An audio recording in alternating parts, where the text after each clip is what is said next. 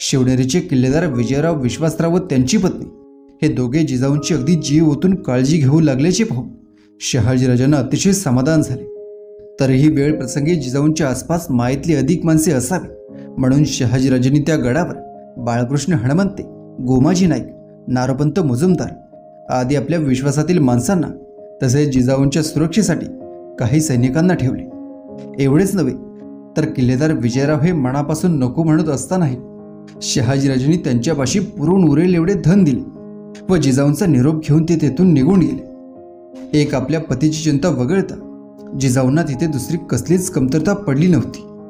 त्यांच्या प्रत्येक इच्छेची तालीम करायला जशा किल्लेदारांच्या घरच्या दासी होत्या तशाच शहाजीराजांनी त्यांच्या दिमतीला 4-5 दासी ठेवल्या होत्या. त्यामुळे एक दिवस कसा सहजतेने उलटून जात होता. पण एके दिवशी एक भयंकर बातमी शिवनेरीवर येऊन थडकली. निजामशहाच्या सेवेत रुजू झालेले लखुजी जाधव व त्यांचे तरुण मुलगे यांच्याविषयी त्याच दरबारातील एक सरदार सफदर खान याने निजामशहाचे मन कलुषित केले.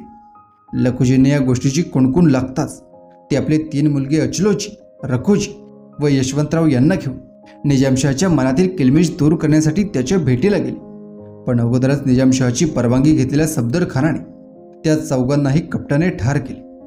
फक्त लखुजींचा बहादूरजी नावाचा मुलगा त्यावेळी आईपाशी होता म्हणून तेवढं वाचला.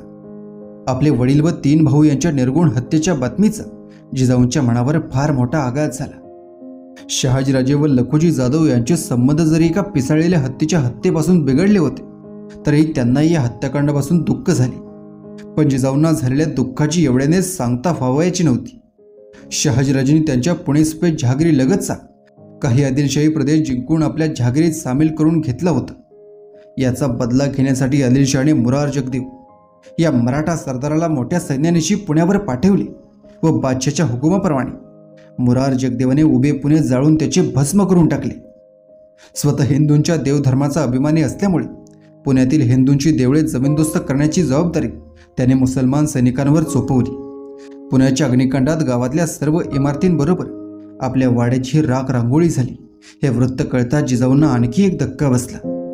जिजाऊंना या घटनांमुळे फार दुःख झाले आणि ही सुलतानी संकटे नियतीला कमी वाटली की काय.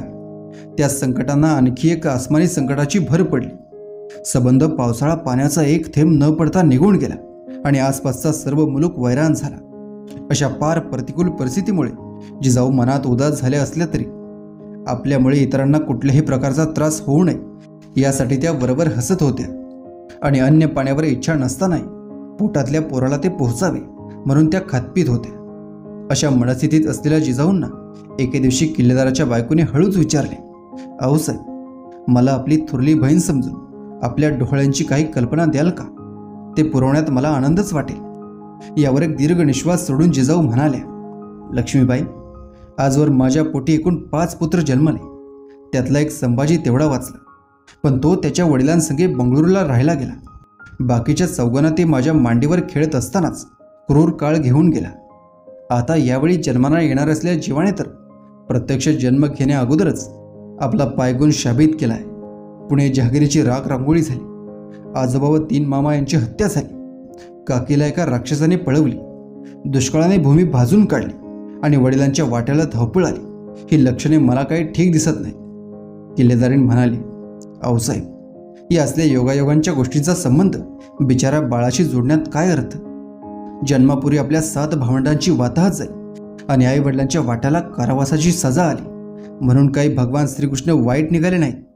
अनेक वेळा कामनापूर्ती करणाऱ्या कल्पवृक्षांची रोपटी राखेच्या ढिगाऱ्यातूनच वर येतात व फोफावतात असं दररोज पुराण सांगायला येणाऱ्या शास्त्रीभावांनी काल सांगितलं. ते ऐकलत ना? मग असल्या नसत्या निराशाजनक पायगुणांच्या कल्पना तुम्ही स्वतःला कशाला अडकून घेता?" जिजाऊ म्हणाल्या, "लक्ष्मीबाई, तशी मी खंबीर आहे. त्यातून आघातामधून आघात होऊन मी कुठल्याही प्रसंगाला तोंड देण्यास समर्थ बनले आहे. पण डोहाळ्यांची विचारणा केलीच म्हणून सांगते की आताशा मला एका जागी बसून राहावंसं वाटत नाही. असं वाटतं की घोड्यावर मान टाकून तऱ्याखोऱ्यातून दौड करीत राहावे आणि दररोज नवनव्या गडांवर मुक्कामाला जावे. मनात असं येतं की ज्याच्या खेपेला रानावनात दौडण्याचे डोहाळे मला लागले ते बाळ जन्मानंतर त्याच्या आईवडिलांना रानमाळ भ्रमंती करायला तर लावणार नाही ना?" किल्लेदारीण म्हणाली, "अहो साहेब, असं भलतंच बोलू नका.